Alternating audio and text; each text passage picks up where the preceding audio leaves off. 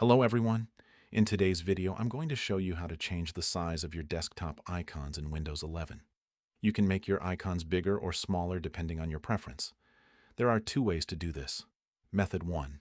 First, right-click on an empty area of your desktop. From the menu, hover over View.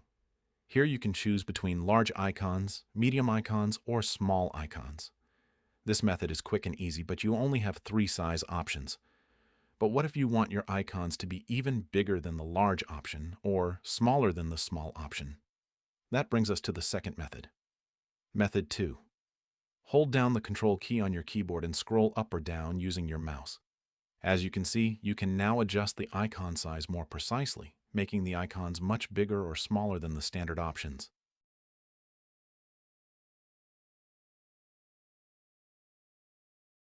And the best part is that this method also works for icons inside folders.